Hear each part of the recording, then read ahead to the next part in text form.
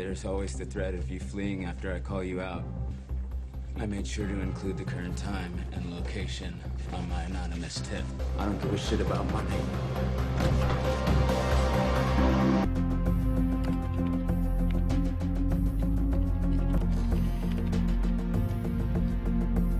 He just started. Shit, this is worse than I thought. The boot sequence, you guys missed one. There's an infected server up and running.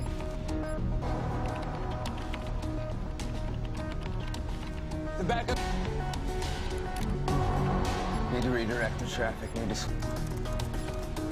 Now this is impossible. You got this. You got this. You got this.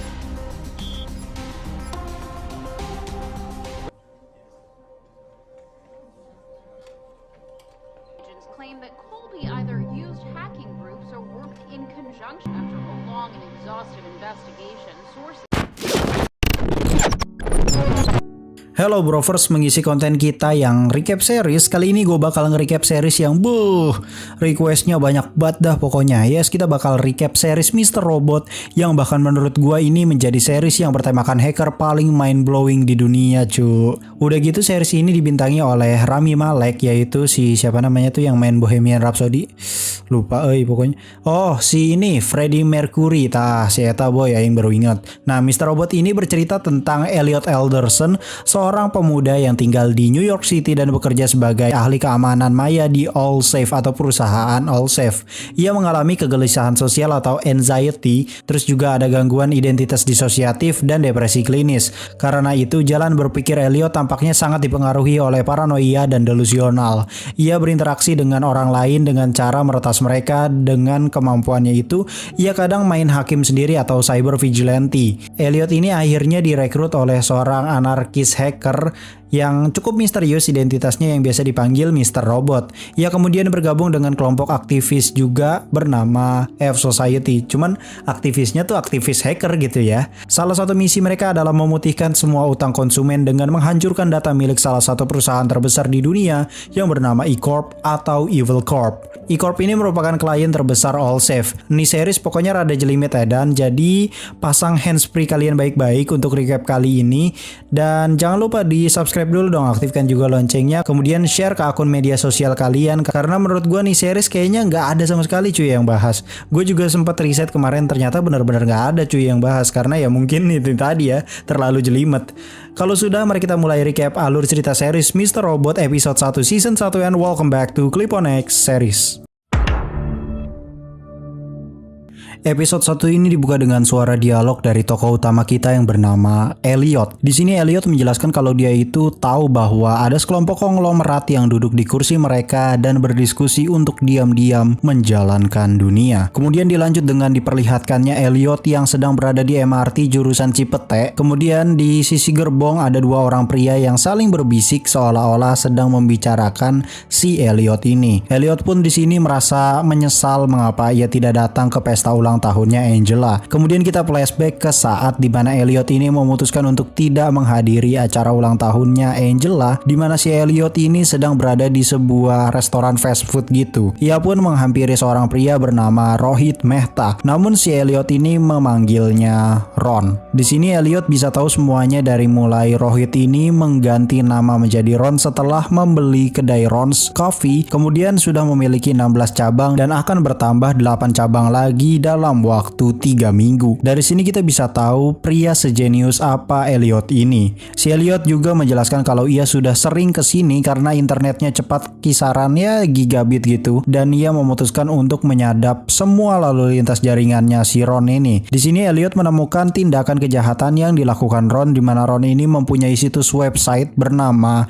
Playda's Boys yang berisikan konten pornografi yang tidak lazim, yang mana isi website itu sebesar 100 terabyte pornografi pedofil serta BDSM yang siap dikirimkan kepada 400.000 pelanggan websitenya Ron. Jadi hal ini ngebuat si Ron ini pasti nggak bakal bisa ngelapor polisi karena yang bakal berat hukumannya adalah si Ron itu sendiri. Di sini Elliot sempat bercerita tentang dirinya yang tidak bisa berkomunikasi dengan orang lain dan hanya ada satu orang yang bisa berkomunikasi dengannya, yaitu ayahnya. Namun ayahnya sudah meninggal akibat penyakit leukemia yang diakibatkan dari kebanyakan terpapar radiasi berbahaya bekerja di perusahaan tempat ayahnya bekerja.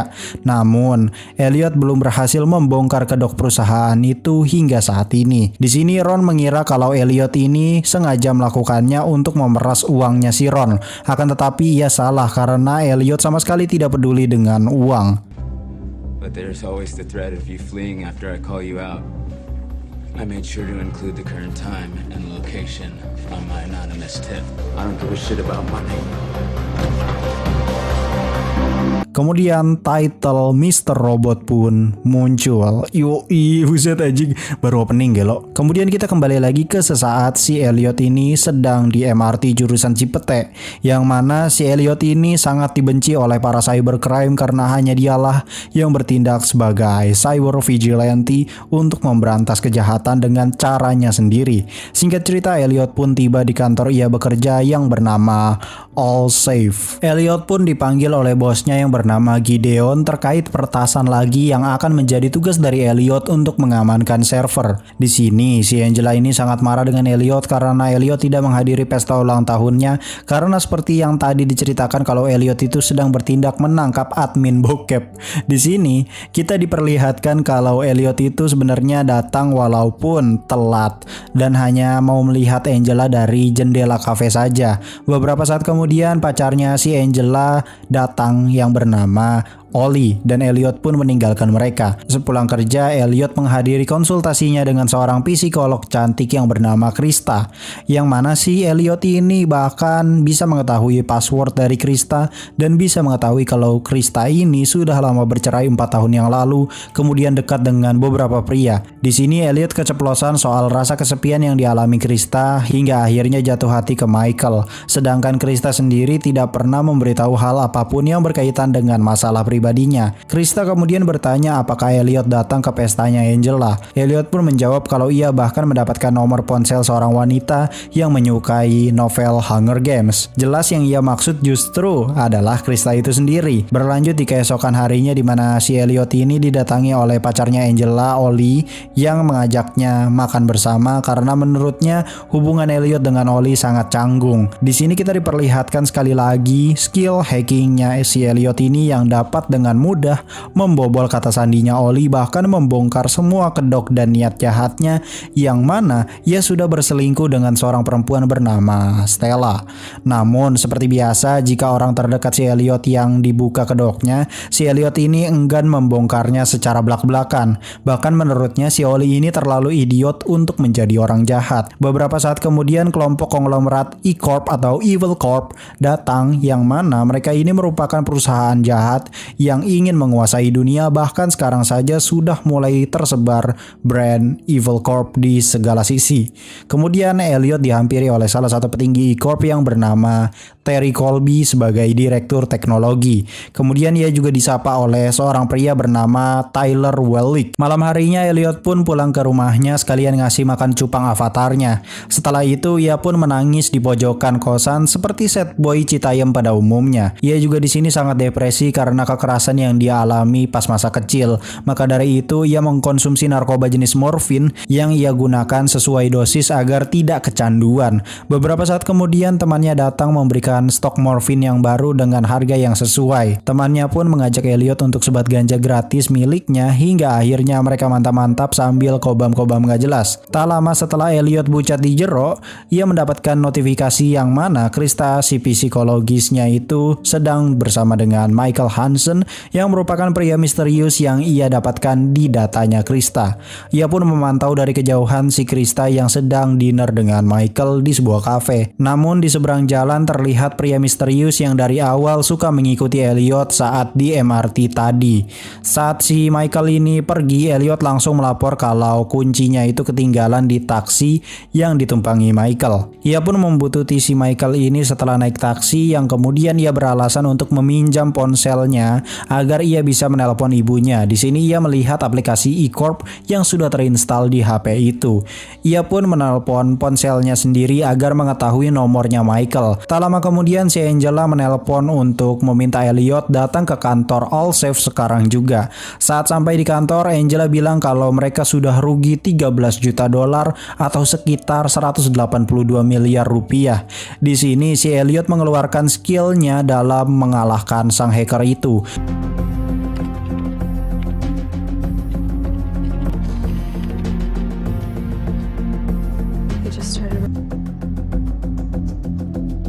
Shit, this is worse than I thought. Namun usahanya sia-sia karena hacker itu memasang rootkit. Rootkit merupakan kumpulan perangkat lunak yang bertujuan untuk menyembunyikan proses, berkas dan data sistem yang sedang berjalan dari sebuah sistem operasi tempat dia bernaung. Dengan kata lain, akses sang hacker ini tidak terlihat dan terdeteksi, bahkan ia akan dengan mudah mengendalikan server. Satu-satunya cara adalah dengan mematikan semua server, setelah itu baru membersihkan semua virus itu. Gideon pun membawa si Elliot untuk ikut dengannya mematikan seluruh layanan server. Sesampainya di sana baru deh Gideon membiarkan Elliot beraksi untuk mencegah penyebaran virus itu serta untuk mematikan layanan agar mereka dapat dengan mudah dalam membersihkan virus itu. The boot sequence, you guys missed one. There's an infected server up and running.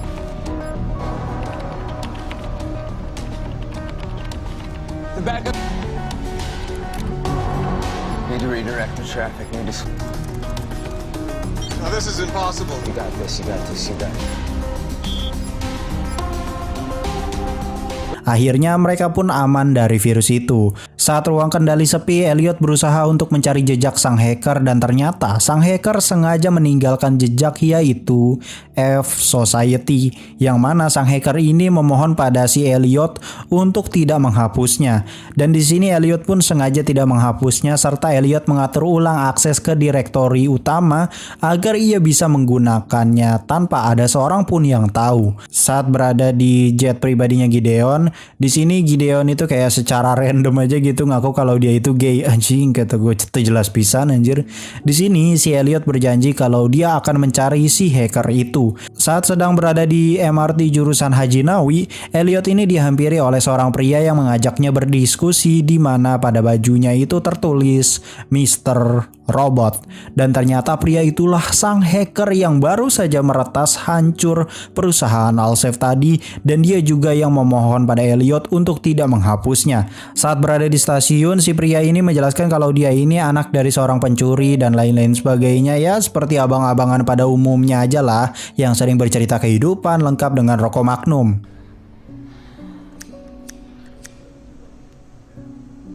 My dad was a petty thief. One time he sat me down, he told me something I never forgot. I'm getting paid over or under. I steal, son. But I don't get caught. Respected that man. They finally caught him. Dies 5 years later. My respect goes with him. I'm gonna break you out. Sesampainya di tempat persembunyiannya, pria ini menjelaskan kalau mereka lebih efisien bekerja bersama secara langsung atau tatap muka, karena dengan begitu mereka lebih susah buat ketahuan polisi, berbeda dengan bekerja secara online ya. Satu ketahuan KB mampus anjing. Nah, cara Mr. Robot ini agar percaya pada anggotanya dengan memata-matai mereka terlebih dahulu, seperti cara hidupnya, cara berkomunikasi, hingga akhirnya orang itu dites.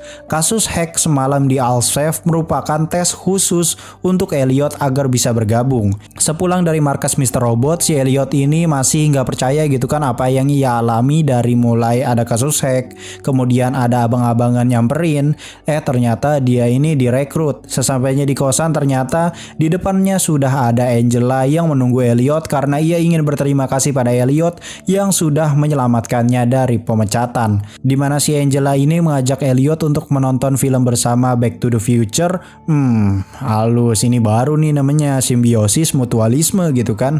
Namun baru saja buka pintu ternyata si temennya Elliot masih tidur di kasurnya. Aduh anjir, bisa-bisaan gelo. Sampai akhirnya Angela memutuskan untuk pulang, sedangkan Elliot mengusir teman ngebrainya itu. Setelah itu ia pun meriset apapun yang berkaitan dengan Mr. Robot dan F Society. Namun tidak ada satupun petunjuk yang mana ini merupakan kabar baik, di mana para hacker itu sangat mulus sekali dalam menjalankan proyek tanpa ada celah sedikit pun.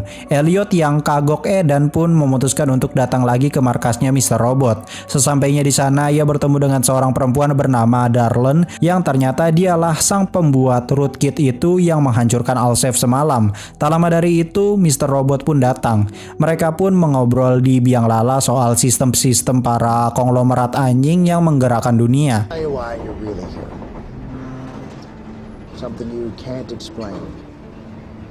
What are you talking about?